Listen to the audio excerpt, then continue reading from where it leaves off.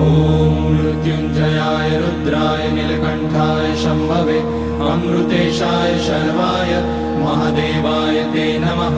नमस्तेऽस्तु भगवन् विश्वेश्वराय महादेवाय त्र्यम्बकाय त्रिपुरान्तकाय त्रिकाग्निकालाय कालाग्निरुद्राय नीलकण्ठाय मृत्युञ्जयाय सर्वेश्वराय सदाशिवाय श्रीमान् महादेवाय नमः।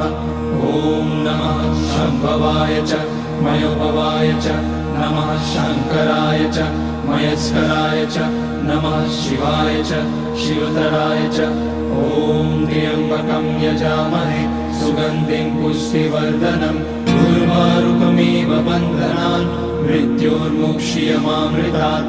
नागेन्द्रहाराय त्रिलोचनाय भस्माकराय महेश्वराय नित्याय शुद्धाय दिगम्बराय तस्मै